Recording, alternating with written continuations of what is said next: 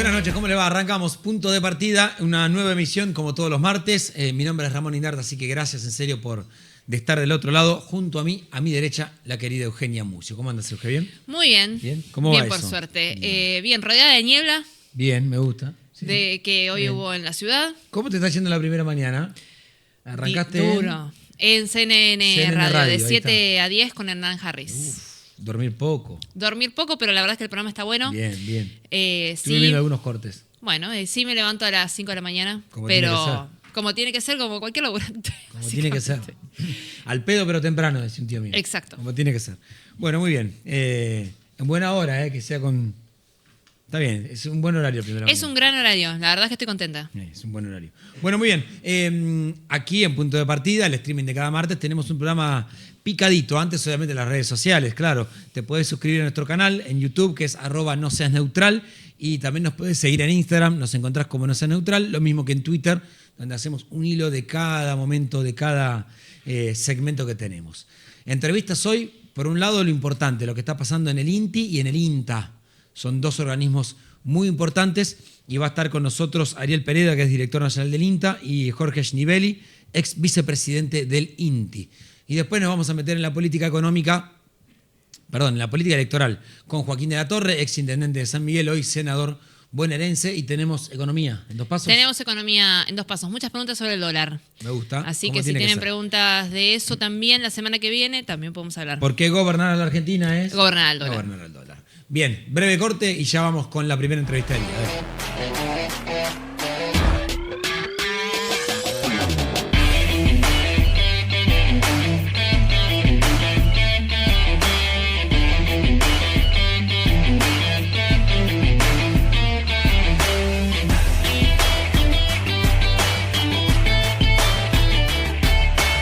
Gracias por esperarnos. Seguimos acá en Punto de Partida. Les decía, hoy vamos a tener un programa con entrevistas que van a darte a entender a vos del otro lado la magnitud de lo que hablamos cuando hablamos de organismos que funcionan. Uno es el INTA, el otro es el INTI. Ariel Pereda es director nacional del INTA. Ariel, gracias por venir. Por favor, muchas gracias. Muchísimas gracias. Y Jorge Schnivelli, espero haberlo dicho bien, es ex vicepresidente del INTI. Jorge, ¿cómo va? Gracias. ¿Estuvo bien? Sí, Bien. bastante bien, bastante bien. Estamos bien. Hoy se conocieron 2 decretos muy importantes que lo van a explicar ellos para que ustedes entiendan qué es lo que puede pasar, aunque creo que ni ellos saben muy bien qué es lo que va a pasar, y que se entienda la gravedad de las medidas que se toman con algún título rimbombante y después adentro hay un montón de cuestiones que quizás dejamos de lado. Arranco por el INTA, Ariel. Si tuvieras que mirar a la cámara y decirle del otro lado de una persona, un porteño sobre todo, que dice, bueno, el INTA es eso del campo. ¿Qué es el INTA y por qué es tan importante? Bueno, el INTA, ¿por qué es importante el INTA? Es una muy buena pregunta. Yo trato de resumirlo tal vez para la gente del interior, si es que existe un interior en nuestro país, ¿no? Porque si hay un interior en el exterior, ¿no? Pero es mucho más fácil porque convivimos con el productor todos los días. Ahora, como decía recién, ¿cómo le explico a alguien de la ciudad de Buenos Aires la importancia del INTA? Básicamente le decimos, cada vez que desayunás, cada vez que almorzás o cada vez que cenás, tenés tecnología del INTA en tu plato. Así de importante es la existencia del INTA. Y no solo eso, sino que muchas de las exportaciones que el país hace, las hace gracias a la tecnología que el INTA ha desarrollado en sus 70 años de historia ininterrumpida. El INTA, ahora me meto con el decreto, pero el INTA es un ente que administra ¿qué? Está el sector público, está el sector privado, estudian, investigan, dan a conocer papers, información. ¿Cuál es el trabajo del INTA? Bien, el INTA básicamente es un organismo de ciencia y tecnología que tiene un foco puesto en el sector productivo más importante que tiene en nuestro país, que es el sector agropecuario. Más allá que trabajamos en el sector agropecuario, trabajamos también en el sector de las ciencias médicas, no solamente, pero mayormente con el sector agropecuario. Es un organismo de ciencia y tecnología que, además de generar conocimiento y tecnología, tenemos algo muy virtuoso y único prácticamente en todo el mundo, que es un sistema de extensión adherido y trabajando en colaboración con el sistema de investigación. Okay. ¿Por qué es importante esto? porque este sistema de extensión nos permite a nosotros trabajar con el productor y la tecnología que desarrollamos. El conocimiento lo desarrollamos en conjunto con el productor. Por lo tanto, nuestra tecnología, nuestro conocimiento es de muy fácil adopción y de generación y transformación en la vida rural de la Argentina. A ver, le pongo un ejemplo. Soy productor de Gualeguay. ¿En qué me ayuda el INTA? Bien. El INTA en Gualeguay tiene una agencia de extensión rural. Sí. Particularmente, y es así. Esa agencia de extensión rural va a haber un extensionista o varios extensionistas que van a conocer y van a trabajar con ese productor en lo que necesita. Supongamos que sea un productor de arroz. Productor de arroz en Gualeguay va a necesitar primero, genética del arroz. Bueno, INTA tiene, además de con el arroz, es el primer obtentor, es quienes tenemos mayor cantidad de variedades vegetales inscriptas en la Argentina. Resguardamos el germoplasma de nuestro país, que son los recursos genéticos y la diversidad genética de nuestro país. Pero en particular el arroz, INTA desarrolló arroces que hoy son, por ejemplo, en Brasil es el arroz más cultivado, más cosechado y más consumido de Brasil, es tecnología del INTA. Por lo cual ingresan divisas por ese arroz que nosotros produjimos, pero que en la Argentina es lo mismo, ¿no? Entonces, la primera pregunta que nos haría el productor es, bueno, ¿cuáles serían las variedades más adaptadas para mi sector? Vamos y le decimos, ¿cuál es la manera de sembrar y cosecharlo? Le decimos. Esa pregunta del productor, y ahora voy con la importancia del INTI, y después vamos a explicarle los decretos que salen para que se entienda lo que está pasando adentro. ¿Esa asistencia del INTA al productor le sale cuánto?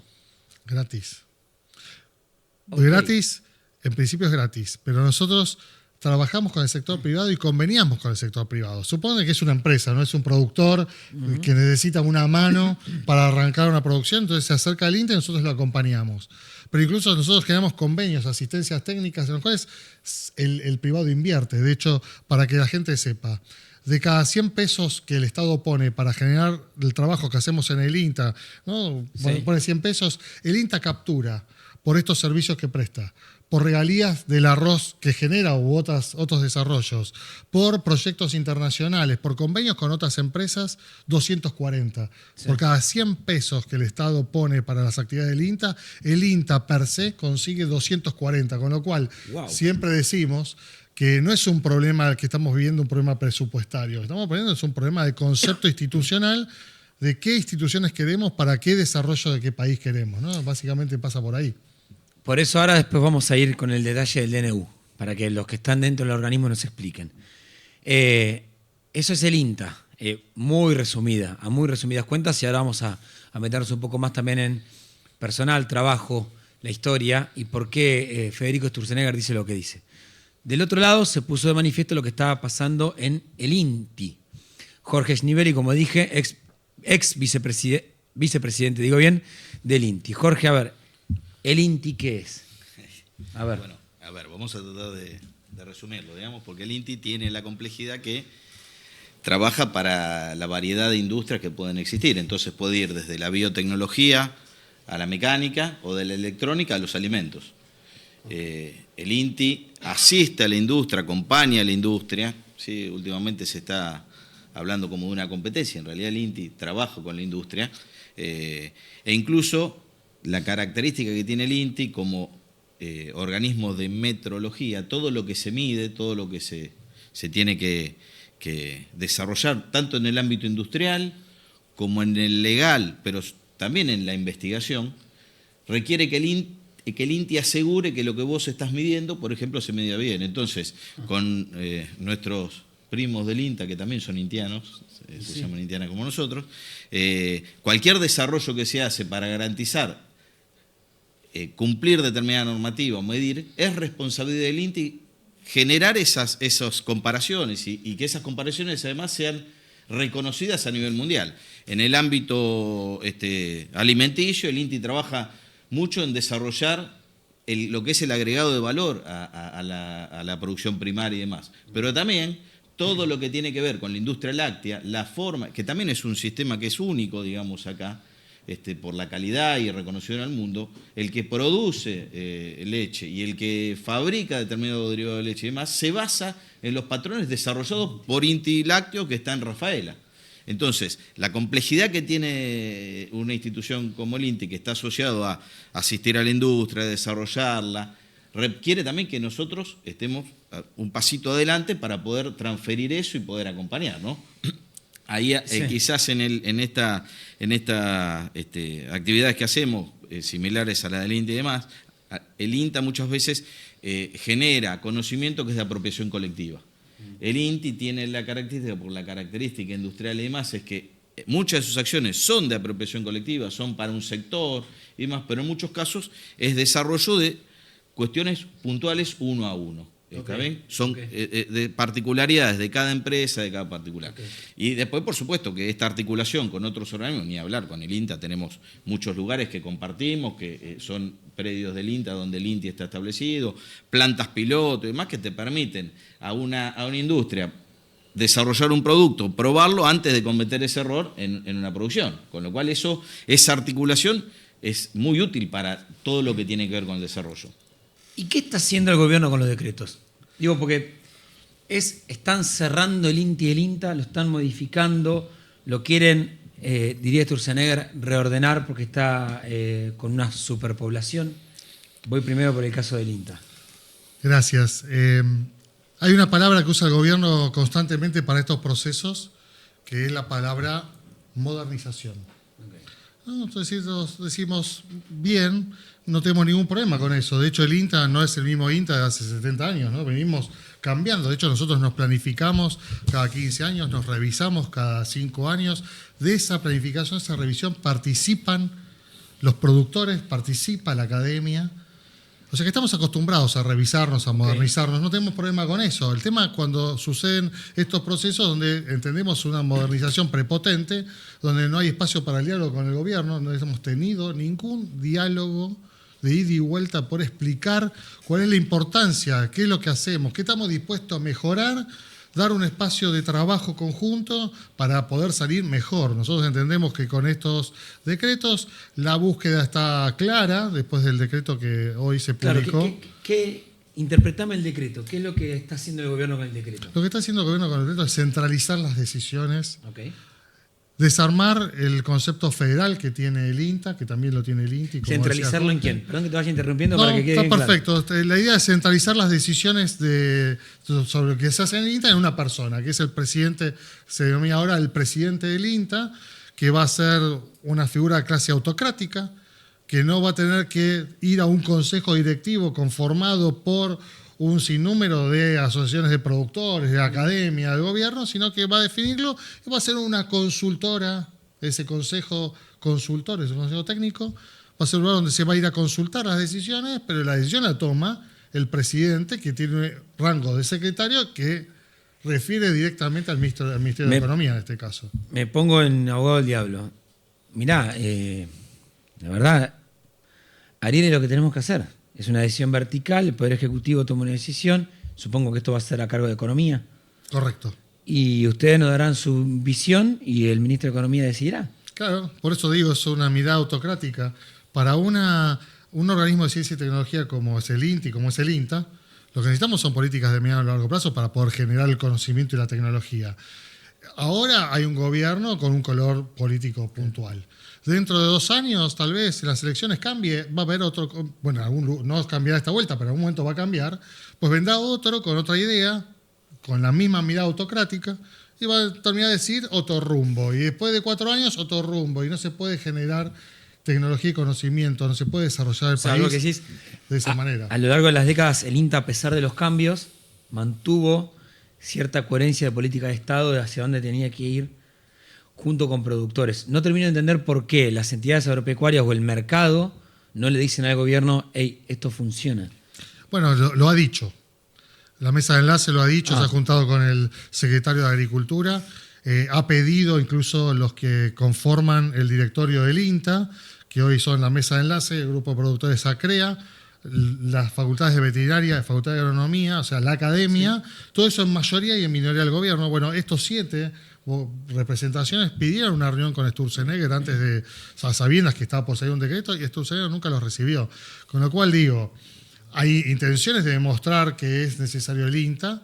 Ahora, el espacio del diálogo es lo que nosotros no vemos. Por eso decimos, es un proceso de modernización prepotente para instituciones que estén alineadas a los gobiernos de turno, y estamos perdiendo esto que vos decías recién. Durante 70 años de política pública sostenida para el sector agropecuario, que es el INTA, claramente hemos tenido mínimas desviaciones con los distintos gobiernos. Hemos pasado gobiernos democráticos de distintos colores.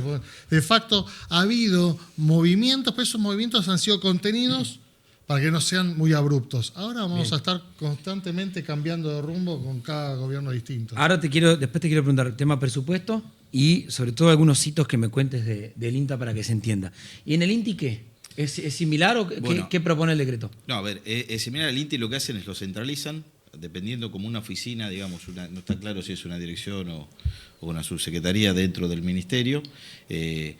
Esto que dice Ariel es importante, digamos. Tienen 70 años, las instituciones nuestras tienen 70 años de vida, han pasado distintos gobiernos, distintas ideologías, y el prestigio que desarrollaron las instituciones, el reconocimiento internacional y demás, tiene que ver con una continuidad respecto de independencia, de cierto, que está claro que nosotros nos movemos dentro de ciertos ámbitos y de estas políticas de Estado. Ahora, la realidad es que el funcionamiento que tenemos en los centros, todos los centros del INTI tienen un consejo directivo en donde están participando empresas. Se está diciendo que el INTI no cumple la función de asistir a la industria. Tenemos 300 cartas que se mandaron al ministerio.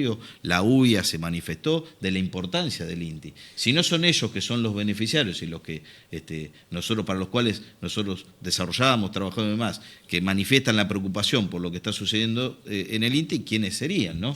El burocratizar. ¿Por qué creen que porque solo por hacerlo vertical?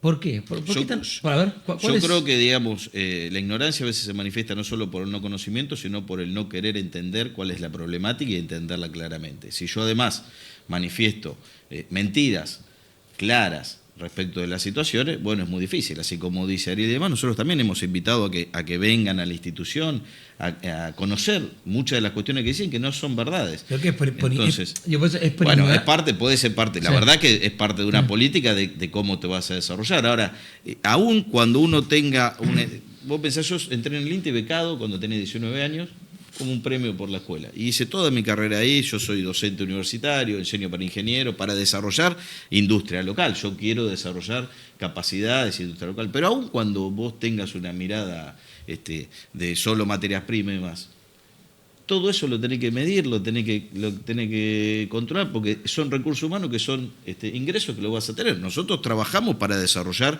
una industria fuerte, para poder desarrollar capacidades locales. ¿Está bien? Siento que ahora la van a hacer las consultoras. Yo tengo ¿no? Una mirada coincidente con Jorge, pero incluso te diría, han intentado, yo estoy desde julio del 23 como director nacional del INTA.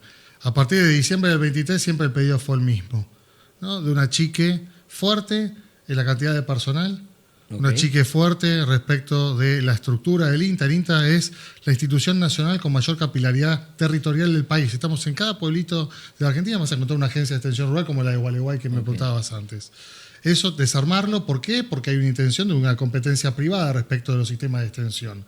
Y además, INTA cuida 110.000 hectáreas en el país del Estado, muchas de ellas con una intención tal vez que no tenga que ver con producir ciencia y tecnología ni acompañar a los productores. Tal vez hay un interés de utilizar esas tierras con un objetivo que no sea el propio del INTA. Por eso también hay una necesidad de centralizar la decisión para que no tenga que ir a un consejo directivo que hasta el día de hoy intentó frenar un poco la cesión y la venta de tierras en el INTA, donde las entidades agropecuarias han dicho fuertemente, y las facultades de agronomía veterinaria han dicho fuertemente, no vamos a permitir que se vendan tierras del INTA para el uso inmobiliario. Hay otros intereses por detrás de esto que hacen que sea necesario centralizar la decisión para poder llevarla adelante. No la han podido llevar adelante hasta ahora, la decisión entonces pasa por ahí.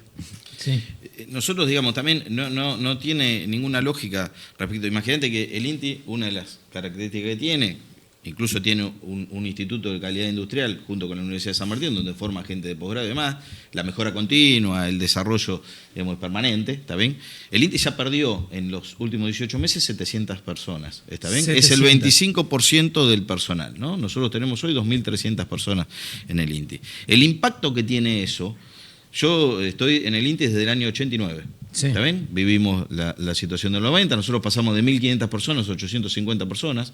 El año pasado yo estaba contento porque en mi sector, después de 30 años, logramos tener la misma cantidad de profesionales que habíamos tenido 30 años atrás. Eso no nos impidió trabajar, avanzar, pero está claro que te impide avanzar como requiere eso, porque la experiencia de esa gente y el que se va, no es solo el que perdés con la experiencia que tiene y más, sino el que queda, que pierde su referente y entonces también te limita las capacidades de acción, ¿no? Ni hablar con las condiciones de la carrera laboral y demás que están estancadas. Entonces todo eso hace también expulsar. Está claro que el INTI interviene y se lo relaciona mucho con los controles al INTI y efectivamente el INTI es una referencia para la vida diaria. Cuando hablamos en qué lugar, el INTI está en todo, en cualquier ámbito que vos te muevas, en la mesa, pero también está en el transporte, cuando viajás, en los estudios. Sí. Ahora, el papel que tiene el INTI no es el de definir eso. El INTI no tiene la capacidad ni tiene la autoridad para definir reglamentaciones. Eso es una cuestión que hacen cada autoridad de aplicación, el Ministerio de Economía,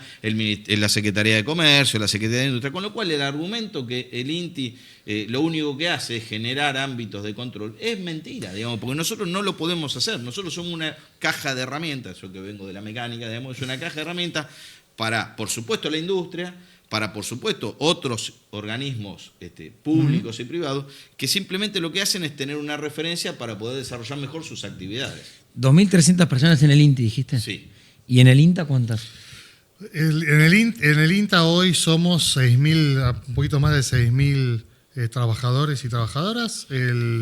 Se nos dice, y lo dijo ayer Adorni en su exposición, que el INTA había duplicado en los últimos años su personal. Bueno, eso no es cierto, está mal informado el vocero. No sé si está mal informado. Bueno, yo Está- intento no ver malicia necesaria, pero Claro, si hay bueno, pero si malicia vos- sería peor todavía. A ver, mirá, escuchemos esto de Sturzenegger. Hablaba de los gastos y le pegué a la mesa. Es inevitable. Yo acá me ponen cartel y dicen, no le pegues a la mesa, pero empiezo a entrar en clima y empieza a dar un poquito de bronca lo que están haciendo con algunos organismos. Entonces, es muy difícil no pegar a la mesa, chicos. Escuchémoslo a Sturzenegger, ahí tiene los auriculares. Hablaba de los gastos en el INTA. ¿Lo tenemos? El audio número 7. Dale. Piensa que el INTA, por ejemplo, es un organismo que gasta la mitad de las retenciones del maíz. O sea, ¿viste las La retenciones? mitad de la retención del maíz que van a sueldos del INTA. Todo el presupuesto del INTA es el equivalente a la mitad de las retenciones del maíz. Tiene 6.000 personas, tiene 3.000 vehículos. ¿Cuántos vehículos tiene? 3.000 vehículos. Necesita un rediseño integral ¿Y para para qué se ordenarlo. Entonces necesitamos un rediseño importante de eso. Ese es un organismo muy importante que va básicamente a ser, digamos, piensa que Capítulo aparte para los que ofician de voceros. Me irritan más que los funcionarios. Bueno, entonces, 6.000 y 3.000 vehículos, dice. Bueno, 6.000 personas somos 6.000 personas. Durante el gobierno de Macri, el Ministerio de Modernización hizo un análisis de cuál era la dotación ideal para el INTA, para las cosas que el INTA tenía que hacer. El número fue de 7.145 personas. Esa es la dotación ideal del INTA. Al inicio de la gestión de este gobierno éramos casi 7.000, un poco menos de 7.000 personas en el INTA. Hoy somos 6.000. Hemos perdido 1.000 trabajadores en el INTA. Estamos 1.200 personas por debajo del ideal que decía en su momento el Ministerio de Modernización en la época de Macri, con lo cual, y en un análisis que hicimos, yéndonos 19 años para atrás, del 2006 a la fecha, el INTA viene teniendo variaciones mínimas en su personal, digamos, más o menos 6.000 personas, subió a 6.500, el otro gobierno llegó a 7.000, después bajó a 6.000. Sí, estás hablando de porcentajes. Estamos hablando de no ha cambiado mucho, lo cual sí es cierto que en la época de los 90, como decía Jorge hace un rato, llegamos a ser 3.500 personas en el INTA. Entonces, si tomamos ese... 3.500. Pero en el año 89, antes del proceso del gobierno menemista, en el INTA éramos 5.800 personas, pero había menos desafíos, había menos requerimientos, había menos necesidad del INTA en esa época que la tenemos hoy. Con lo cual, Obvio. decir que el INTA duplicó, bueno, es faltar a la verdad, a la realidad de lo que ha sucedido. Después, 3.000 vehículos, ¿sí? Uno dice 3.000 vehículos, 6.000 personas, hay un vehículo cada 2 personas, una cuenta fácil. Bueno, no tenemos 3.000 vehículos. Tenemos 2.100 vehículos, muchos de ellos la mitad están para rematar, y muchos de esos es maquinaria rural, tractores, sembradoras, cosechadoras, no son todos autos. La gente debe creer que andamos en Mercedes-Benz dando vueltas por la calle. Y esto que te contaba antes de la territorialidad del INTA, nosotros estamos presentes como INTA desde la Antártida, no desde Ushuaia, desde la Antártida, donde tenemos producción de vegetales en la Antártida. Argentina es uno de los pocos países, pero es el que más produce vegetales en la Antártida, con tecnología del INTA, hasta la Quiaca. Si uno mide eso, es como salir de Madrid y llegar a Japón. Todo ese territorio lo cubre el INTA. Estamos en todos lados y claro, para cubrir la territorialidad y cubrir la producción agropecuaria hay que moverse, con lo cual los vehículos no es un artículo de lujo, es una herramienta de trabajo para acercarse al productor, pero que tampoco ese es el número, y que uno va y ve la planta de autos que tiene el INTA, está muy Pero ves que muy te llevan vieja. Ustedes se dan cuenta que te llevan a esa discusión donde claramente no se entiende nada con nada, te sobrecargan la agenda. La discusión te llevan a eso, es muy difícil salir a desmentir esto, digamos, mismo en estas aseveraciones que comparan lo que puede ser las retenciones con lo que se invierte, también la realidad es que si no se hubiera desarrollado la siembra directa y demás, hoy no tendríamos las posibilidades como país de generar todos esos ingresos. Entonces, el impacto que tienen las actividades que tenemos nosotros como instituciones, no se mide uno a uno, se mide en función de lo que implica. Si yo desarrollo una capacidad local para poder controlar una obra que hoy todos estamos alineados en que el petróleo, la minería son importantes como recursos en nuestro país, pero si vos tenés que desarrollar cualquiera de esos ámbitos, en cualquiera de esos ámbitos, trabajo, capacidades y demás, si no tenés un INTI que te puede permitir que las roscas que se usan en el ámbito petrolero estén validadas o que la empresa que va a controlar la construcción de un gasoducto sea una pyme de San Martín, que se forma y certifica su personal en el INTI, o que los soldadores que van a estar trabajando en un transporte o en un avión, o que Aerolíneas puede tener un taller habilitado acá porque Estados Unidos reconoce las certificaciones que hace el INTI, es de una ignorancia o de una intencionalidad grande. Pasa lo mismo no solo con el tema de los vehículos y demás, sino además con el tema también de la gente que trabaja, ¿no? Y diferencian los profesionales de apoyo. Pero imagínate, el INTI tiene 25 plantas piloto, que son fábricas. ¿Cómo no voy a tener gente que sea especialista en poder sostener eso? El predio de Miguelete son 25 hectáreas, 60 edificios, 3 plantas transformadoras. Pero te quiero preguntarles esto. Ustedes vivieron esa década del 90, porque lo mencionaron 2 3 veces. Uno a veces intenta no caer en esto como los 90, porque dice, hay diferencias. Primero que pasó mucho tiempo, el mercado es otro, las necesidades son otras. ¿Ustedes ven similitud en este punto en eso?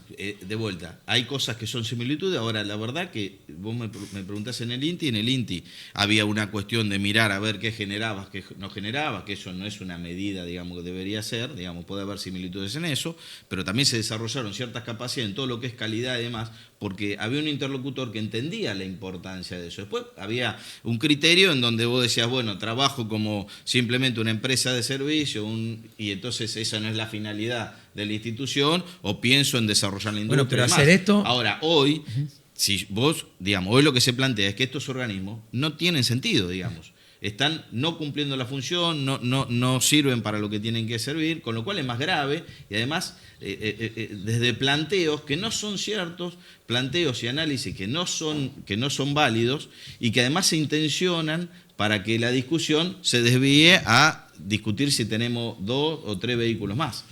Mira, Perdón, solo para Obvio. adornar un poco más y traer un poco más de argumentos reales. Hay un trabajo que se hizo hace unos años en la Universidad del SEMA. Una universidad que uno no puede tildar de kirchnerista, no puede tildar de zurda. Sacá esa frase, porque Bueno, pero me agota que te llevan a tener que decir, explicar estas viste, cosas. que Pero no bueno. es kirchnerista. Pero digo porque el resultado del análisis que se hizo de Igual te lo eso, digo como- respecto del INTA, y yo te Sí. lo agradezco porque comparto con vos el mismo comentario, digo, cuando se hizo el estudio de cuánto representaba el gasto, ahora lo digo, uso la palabra gasto, el gasto por cada peso que se gasta en el INTA, ese estudio dice que el sector productivo multiplica por 3 o por 5 cada peso gastado en el INTA. Entonces digo, ya no es gasto, es inversión. Porque si el sector productivo de cada tecnología que el INTA hace multiplica por 3 o por 5, por lo tanto, no es deficitario. ¿Quién el lo INTA. hizo ese? La Universidad de SEMA lo hizo. La UCEMA.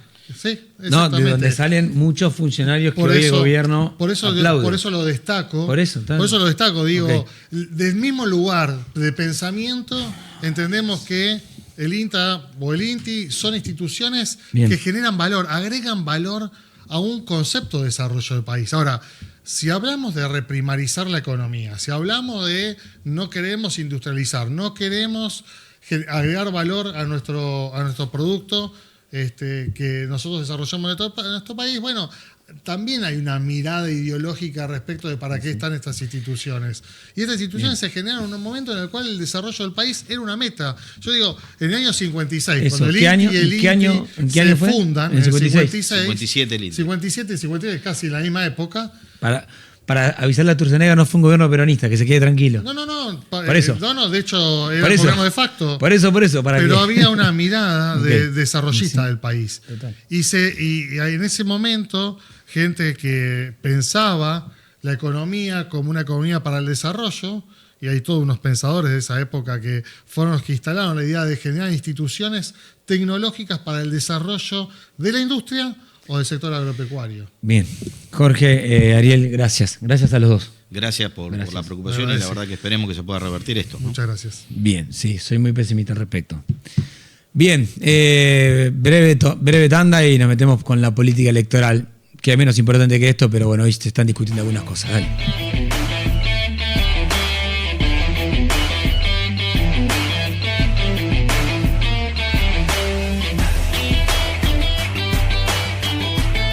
Gracias por esperarnos, ¿eh? Salimos de la política económica, porque a fin de cuentas es política económica, y nos metemos en la política electoral. Hoy por hoy la política, no solo del PRO, la Libertad Avanza, el peronismo, en todas sus vertientes, hablan medio como para sí mismos, que es lógico porque, bueno, tenés que cerrar listas en 15 días, 10 días, 12 días.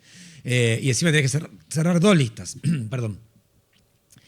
Y eso va a tener una consecuencia para todos los bonaerenses en este caso, por eso vamos a meternos en esa campaña. Dentro de la política bonaerense hay un hombre que se llama Joaquín de la Torre, viejo varón del conurbano, que cuando, yo siempre se lo digo en off y lo puedo decir en on también, cuando estaba la campaña y Milei recién aparecía con una motosierra dando vueltas, de la Torre en un estudio de televisión, no me acuerdo en cuál, me dijo, es este tipo. Yo decía, vos estás loco, es este tipo está leyendo en la escena. Creo que a los 10, 11 meses ese tipo leyó la escena y fue presidente. ¿Cómo anda Joaquín? ¿Bien? Más o menos, capaz que exagero la fecha, pero más o menos era así. Y vos no estabas con él encima. No, no estuve. Y no estuviste con él, es verdad. Vos me decías, Lo acompañé a este Patricia, tipo. yo lo acompañé a Patricia. Vos estabas con Patricia, es verdad. Parece otra época ya, ¿no? Viejo, mucho tiempo. Sí. Y voy a agregar algo. Dale, lo que quieras. Uno de los 3 pilares que sostienen la imagen de este gobierno es que los políticos de enfrente todavía no se dieron cuenta de las cosas que hicieron para que este llegara a ser presidente. Me acuerdo, en ese momento, en esas campañas, iban un montón de políticos que no voy a mencionar y decían, no, Milei es un peligro. Y el señor que estaba escuchando del otro lado el programa decía, no, el peligro sos vos. Aquí sí que si vos decís que Milei es un peligro, lo voy a ir corriendo a votar. Porque en realidad los que lo habíamos traído a la gente hasta esa situación habíamos sido todos nosotros. Por lo tanto, ¿por qué la gente en un programa de televisión iba a creer que lo que nosotros decíamos era bueno para la gente si hasta ahora lo único que habíamos hecho era traerlos hasta un problema? Y nunca entendimos desde la política, yo me puedo correr porque sí lo vi, pero digo, nunca entendimos desde la política que un político hablara mal de Milei era la mejor campaña para Milei. me acuerdo que yo le decía a la gente cercana a Horacio no entiende que para la gente un político es malo y 2 políticos no es bueno, es 2 veces malo. Y si juntás 3 políticos, es 3 veces malo. Y él se sacaba foto con 10 políticos. Y yo decía, este tipo se está suicidando. Se suicidó. Pará, está muy bien eso. 2 años después, si agarrás a esa persona que decía, no me digas que es un peligro porque el peligro sos vos, ¿crees que hoy piensa lo mismo? Yo creo que el gobierno hace todo lo posible para que la gente se arrepienta del voto. Pero todavía no va a pasar. Todavía no va a pasar. La gente hoy acompaña el proceso que está viviendo y por otra parte mira para afuera y sigue viendo lo que lo trajo hasta acá. Por lo tanto, ¿por qué? Yo digo, cuando hablo con gente del gobierno, cuando hablé en febrero del año pasado, me digo, ustedes tienen 3 pilares. Hoy tienen los 3 mismos pilares, o sea, no han construido más pilares. A ver. El primero es su lucha contra la inflación. Claramente es una cosa que la gente acompaña. El segundo es la imagen del presidente, en eso le pongo un 10 a Santiago Caputo. Sí. Para mí un tipo brillante, brillante. Y el tercer pilar, que para mí es el más grueso, es la inutilidad de la oposición. La oposición sigue sin entender el proceso previo a la traída de Milei y está igual de perdida que antes. Y no entiende. Entonces, esos son los 3 pilares que tiene el gobierno. ¿En qué se basa la imagen del gobierno? En esos 3 pilares. Si la oposición no reflexiona y no entiende que ellos son los responsables de haberlo traído a Milei y no acepta algunos de sus errores, cosa que todavía no aceptó ninguno, no va a cambiar eso. Puede venir un bicho más raro, si querés, pero no van a ser los que lo trajeron. Entonces, mientras la gente mire, ¿cuáles son las opciones? Este señor, la verdad que... Y mira para el otro lado y dice, no, todo esto. No, tiene problemas, pero seguimos acá. Ahora, de esas 3 cosas hay 2 que dependen del gobierno. Una es la inflación y la otra la imagen del presidente, que la van construyendo con varias cosas. ¿Cuál? Dijiste que la imagen del presidente le pones un 10... Le pongo un 10 a Santiago Caputo. No. Un 10 a Santiago Caputo. Pero una, que es la inflación, ¿puede derribar a la otra si de repente se descontrola la inflación? O, no te digo se descontrola, pero sube mucho el dólar o pasa algo en lo económico. Te voy a dar algo todavía más fácil que puede pasar. Los economistas piensan, no sé si por su ego o por su formación científica, que la economía al final es una suma de números o resta de números. Que en gran parte yo creo que es así. Yo creo que la economía tiene mucho de matemática, ¿no? Yo creo que el déficit fiscal termina trayendo inflación o termina trayendo deuda, salvo en Estados Unidos. Pero bueno, eso pasa. Ahora, en el año 2017, yo voy a traer 2 cuentos, perdóname, voy a ser medio largo, 2 cuentos. En el año 2017, Esteban Bullrich, yo era ministro de Gobierno de María Eugenia, Esteban Bullrich le ganó a Cristina una elección que para nosotros fue como haber subido el Everest, ¿no? 4 puntos de diferencia, era muy difícil. Ganarle en la provincia de Buenos Aires a Cristina era muy difícil. Con Esteban, gran tipo, amigo, pero no era una persona más conocida ni nada. Ganamos. Nosotros nos sentíamos que habíamos llegado al Everest. El mundo económico y mercado dijo, no, Cristina está a 4 puntos de ganar la elección. Y le sacó el apoyo al gobierno. En mayo vino la corrida que vino.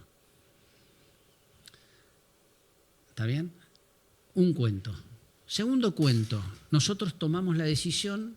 Yo insistía mucho por desdoblar la elección de la provincia de Buenos Aires, 2019. Sí. María Eugenia, vía Federico Salvay, el 30 de enero, anuncia que no hay desdoblamiento. Me llama Hernán Lacunza, economista, y me dice, Joaquín, ¿quién tomó esta decisión espantosa? Y yo digo, Hernán, ¿desde cuándo te preocupaba vos? Si hasta ahora era un tema que yo solo daba batalla. No, que yo te explico, Joaquín. En mayo gana María Eugenia cambia la economía para adelante y Mauricio llega cómodo a la elección de octubre. ¿Qué quiero decir con esto? Con estos dos cuentos. La política cambia la economía. Si la Libertad Avanza insiste en llevar en las listas los cachivaches que está pensando llevar en la provincia de Buenos Aires, yo digo, pone en riesgo su economía, su lucha contra la inflación. Por más que el número de cero, que el déficit pase esto, por más que todo lo que dice Toto Caputo y en los que sean esté correcto y esté bien y sea ortodoxo y todo eso, si en la provincia de Buenos Aires tienen un problema político, la economía en diciembre corre riesgos. De hecho, hoy, en estos días, como la gente no está viendo claramente qué va a pasar en septiembre o en octubre, ya empezó, hay un temblado, no digo que es una cosa, ¿verdad? No, pero hay un movimiento que no tiene justificación en el andar de la economía, tiene sí justificación en el horizonte político. Entonces, ni siquiera la lucha contra la inflación, que era lo que planteabas vos, no es necesario eso. Seguir haciendo malas listas en la provincia de Buenos Aires va a traer problemas económicos. ¿Qué es hacer malas listas? ¿El acuerdo? ¿Qué? No, poner gente que no tiene una historia virtuosa, digamos. No digo que yo la tenga, digo, pero esta es una elección local. Dame intendentes que hayan mostrado en sus distritos que solucionan problemas. La provincia del 7 de septiembre juega una elección sin candidatos nacionales. Sin candidatos nacionales. Sí, cada sección es un mundo. Son 8 elecciones. Son 8 elecciones. A mí dame intendentes que hayan resuelto problemas y ponémelos a la cabeza de esa lista. ¿Quién resolvió el problema de la inseguridad? San Miguel hizo un proceso muy interesante. Julio Zamora en Tigre hizo un proceso interesante. Hay 2 intendentes, 2 municipios que tienen números de seguridad distintos al resto que los rodea. Ponelos. ¿Quién solucionó? O sea, para vos estás bregando que se llegue a explorar un acuerdo. No. No. Yo no estoy. Yo estoy haciendo un análisis. Sí. Yo estoy afuera del acuerdo. No, bueno, vos estás trabajando mucho con esta línea tercera, esta fragmentación del peronismo con.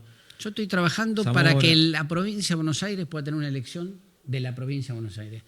Nosotros nunca pudimos tomar decisiones ni poner en la discusión de una elección temas de la provincia de Buenos Aires. ¿Por qué? Porque como iba pegada a la elección nacional, la economía se comía la inseguridad. Sí. No, que ahora la ciudad de Buenos Aires fue en mayo. Igual se nacionalizó, digo. ¿Por qué?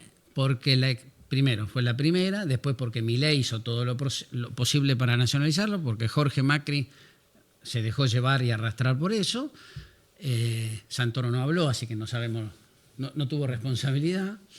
Y seguramente en el conurbano pase más de esto que de lo que yo digo. Ahora, en Pihue, en Trenquelauquen, en Pergamino, en San Nicolás, en Mar del Plata, la elección va a ser local. Va a ser local. Y yo celebro que sea local. Miren, la inseguridad es un problema en la provincia de Buenos Aires, pero un problema peor es la educación y la salud. ¿Por qué no son temas la educación y la salud? Porque no están en el orden de prioridades hoy en día en una agenda pública. ¿Pero por qué no están en el? Porque están Porque la nacionalizadas. padecen los pobres. ¿Por qué? La padecen los pobres. Joaquín se hizo zurdo de pronto. No, a mí me interesa la gente. Yo hago política porque me interesa la gente. Lo que pasa es que las soluciones, hay veces que no estoy de acuerdo con las soluciones de la izquierda sobre cómo se resuelven los problemas. Pero la educación pública y la salud pública, que son 2 estafas en la provincia de Buenos Aires, no solamente de este gobierno, agravadas por este gobierno, pero viene desde hace mucho tiempo, como no son agenda, porque no la padecen todas las clases sociales. Pero es que Joaquín, ¿Está bien? te vuelvo con No. algo, pará. Entonces, no son agenda. ¿Cómo están? Un desastre. Un desastre. Elijamos ahora, vamos los 3 a cualquier hospital de la provincia de Buenos Aires. Vamos a cualquier hospital de la provincia de Buenos Aires. Revisemos el 80% de las escuelas de la provincia de Buenos Aires. Un desastre. Pero no es un desastre solamente el Estado. Lo que aprenden, nada. Miramos las pruebas a aprender, vemos los resultados y es un tema de 4 días. ¿No? 4 días nos preocupa, nos da dolor. Después, como la clase media, sus hijos van a otro colegio, no hay problema. Bueno, pero pará. Dos cosas. Una que después quiero abrir, que es el kirchnerismo plantea que la campaña tiene que ser Cristina presa política, ¿no? No sé qué están leyendo ahí para las demandas de la sociedad. Yo creo, me voy a equivocar por 3 meses, pero para mí esta es una elección final. Todo el mundo dice, esta es la elección... Pero esta sí. No. Yo digo al revés. Este es el final del kirchnerismo y el final del antikirchnerismo, que es mucho más interesante que el kirchnerismo. Hasta ahora, un político con decir yo no soy kirchnerista ya tenía 35 puntos de poder. No importaba qué había hecho en su vida, qué iba a hacer con el poder, cuál era su habilidad, su capacidad, para qué había servido, si era honesto o no era honesto, si era hábil o no era hábil, no importaba. Si era de la provincia de Buenos Aires o de Catamarca, no importaba. Lo importante era que dijera que era antikirchnerista. ¿Esta es la última, vos decís? Se acabó. Porque se acabó libertad. se acabó el kirchnerismo y se acabó el antikirchnerismo. El kirchnerismo, me refiero al cristinismo, se acabó y se acabó. Mirá que lo dijeron tantas veces que... Esta puede ser. Yo lo digo por primera Está bien, vez. te creo en esta. Abajo dice senador bonaerense en el grafo. Sí. ¿Lees? Joaquín Sí. de la Torre, senador bonaerense. Son muy malos ustedes. La última vez Tendrían que haber puesto intendente, ex intendente de San Miguel, que era mucho más mejor, es una mejor presidente. Es más, hubiera puesto un orgulloso varón del conurbano y me hubiera sentido mejor representado que por Porque poner senador. la última vez que el Senado bonaerense abrió sus puertas fue para hablar de reelección indefinida. Sí. Convengamos que cada vez que abrimos la llave del Senado, del Poder Legislativo, el que está al otro lado dice, ¿vos querés que vaya a votar? Abrieron la Cámara para la reelección indefinida. ¿A quién le interesa ese tema? A nosotros.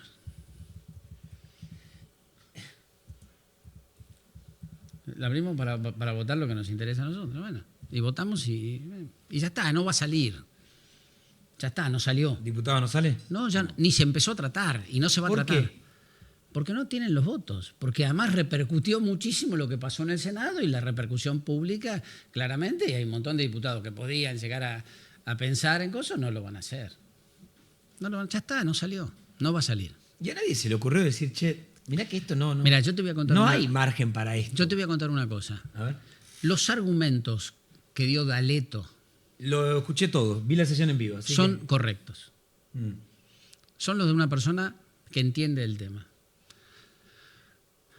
Que dijo, está bien para intendente gobernador, no así para, te lo resumo en un Sí, tuit, sí. no así para poder legislativo, porque el legislar es el contralor. Es el contralor y es bueno que haya personas con Ok. experiencia.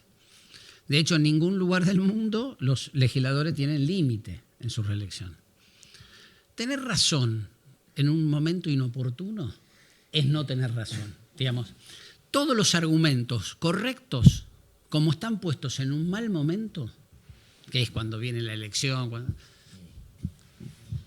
es más, si vos decís, valen las reelecciones, pero no para los que estamos en este mandato, sino para los que vienen después, ya es distinto porque no estás hablando de la tuya.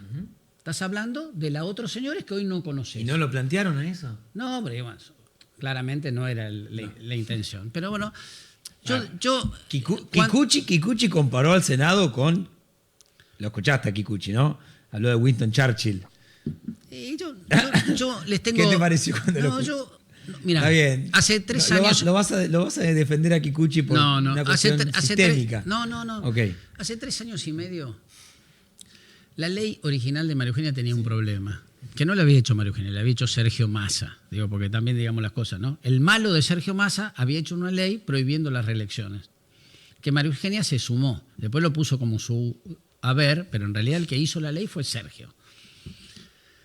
Y esa ley tenía un problema que había que hacerle una corrección, porque solamente la prohibición era para aquellos que cumplían mandato y no para aquellos que habían sido elegidos. O sea, vos podías elegir ser elegido 5 veces seguidas, pero si cumplías menos de la mitad de tu mandato en cada una de ellas, podías seguir siendo elegido. Entonces, ahí le agregamos, hace 3 años y medio, le agregamos la cláusula para que fuera un cerrojo final. Esa ley la hice yo. Yo corregí los problemas anteriores. Y fueron los niños buenitos del PRO a a putearme a los programas de televisión, porque por Joaquín, que yo, había habido un mandato más. Yo había ido a corregir una ley que si no, hoy los señores podrían seguir siendo reelegidos. Así que yo no voy a venir acá a hablar mal de mis colegas que votaron o pensaron distinto a lo que yo pienso. O algunos incluso hasta votaron como yo pensaba, pero yo hice separé el momento político y dije, no es el momento para votar esta ley. Bueno, veremos qué es lo que pasa. Quedan días interesantes, ¿no? Para el cierre.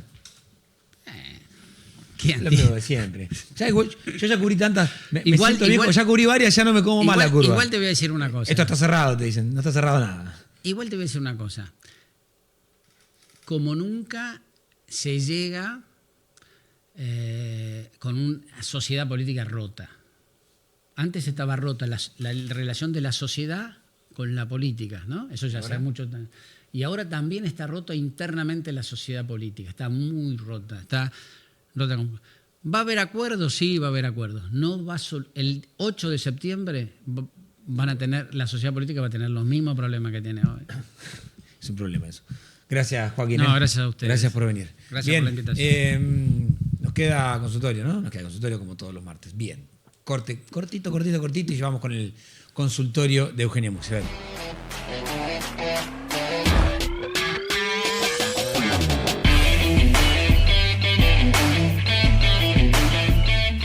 Acá estamos, seguimos Economía en 2 pasos. Bravo, bravo. No entiendo bien qué pasó. Pero... Es como el chiste cuando haces entrar a un amigo en una reunión y lo aplaudís y que entra otro y lo aplaudís. ¿Nunca lo hiciste? No, es maravilloso. No. No, nada, así me divierto yo, gente. Sí, se nota. Tremendo. No entendí el chile. Economía en 2 pasos. Bueno, vamos a ver entonces. A ver, ¿qué pregunta la gente en las redes sociales? Mirá qué bien que me queda la marquita Brookfield que me está vistiendo. ¿Viste? Muy linda. Tremenda. No. Es bueno, la a ver. mejor marca del mundo. Bueno, en fin, dale. Compras y ITC, que estimo que es tipo de cambio. ¿Recomendás la compra del mes de mercadería en tarjeta de crédito? Uf. A ver, dale, me gusta esa porque ayer fui al súper y no, estaba la crédito explotada y saqué una de débito. Bueno, últimamente está pasando mucho eso. Durante todo 2023 y cuando teníamos la inflación mucho más acelerada, cada vez fue más la estadística de gente que utiliza en el supermercado la tarjeta de crédito. Uh-huh. Y en Argentina se popularizó, si querés, lo podemos decir así, o cada vez la gente lo hizo más. ¿Por qué? Porque si vos lo pagabas al mes siguiente ibas a tener una inflación muy alta que te iba a licuar ese gasto. Pero nunca es recomendable hacer gastos comunes con crédito, porque el crédito en cierto punto es una deuda con vos mismo, ¿no? Entonces, si bien vos pagás la tarjeta, el supermercado con tarjeta, al mes siguiente vas a estar pagando un gasto corriente, un gasto común con una deuda, ¿no? Uh-huh. Entonces, no es recomendable de por sí. Bien, ¿cuál era la otra? A ver, ¿qué teníamos por ahí? ¿Qué tipo de cambio se espera para fines de octubre? Bueno, para mirar eso en realidad y tampoco es un indicador. Sabe? No, quién sabe, sí, pero tampoco es un indicador muy, muy claro. Pero el mercado de futuros, en realidad, lo que hace es justamente contratos respecto de apostar cuánto va a estar el dólar en ese momento, para explicarlo muy, muy llanamente, porque es un poco más complejo que eso. Pero se puede mirar un tipo de cambio a octubre, que la última vez que miré, si no me equivoco, estaba alrededor de 1.300 pesos, si no me equivoco. Pero también va cambiando porque es un mercado por oferta y por demanda, ¿no? Pero es un poco la expectativa de devaluación, no devaluación. El mercado está esperando una devaluación después de octubre. Siempre con las elecciones el mercado espera algún tipo de corrección. Y con todo lo que pasó los últimos días, la especulación es un poco más grande en el último tiempo. Muy bien, tenemos otra pregunta más. No hay plata, pero se fueron todos a ver a Boquita y River en Miami, ¿o estaba barato? Hoy hay alguna estrategia para frenar la suba del dólar. La primera, hay datos de... está barato, chicos. Está muy barato el dólar, sigue estando barato pese a el aumento chiquitito que tuvo del 3%, que igual fue alto en comparación a cómo se venía moviendo el dólar. quedó un poco más competitivo, si querés, respecto de los socios comerciales de Argentina, pero sigue siendo muy barato el tipo de cambio en términos históricos. Entonces, por esa razón es que estamos viendo muchas salidas y de hecho es uno de los números que más especulación o incertidumbre está dando en los mercados, el déficit de la cuenta corriente, que se estima que va a ser de un 2% del PBI, cuando al Fondo Monetario Internacional el gobierno le dijo que iba a ser de un 0,4%. Bien, ¿y la otra? Entonces, ¿el turismo extranjero sigue eligiendo Argentina por lo barato o eso cambió? No, cambió bastante eso. ¿Sigue eligiendo Argentina por lo barato? Cambió muchísimo Claro. eso, porque Argentina está cara en dólares, sigue estando cara en dólares, y por eso es también cuando vean las cifras de turismo emisivo y receptivo. Emisivo es argentinos que veranean o que se van de viaje al exterior o que hacen también compras con tarjeta en el exterior. Y receptivo es al revés, extranjeros que vienen a la Argentina. Esa balanza está totalmente desequilibrada y son más los argentinos que viajan al exterior que los que llegan del exterior para Argentina. Bueno, muy bien, entonces ahí tenemos la economía en 2 pasos, ¿estamos bien? Eugenio, ¿nosotros nos reencontramos cuándo? El martes que viene, a las 8 de la noche. Martes que viene a las 8 de la noche, exactamente. Lindo programa el de hoy. Me gustó la variedad de los invitados. Nos reencontramos entonces martes que viene a las 8 de la noche para hacer punto de partida. Chau.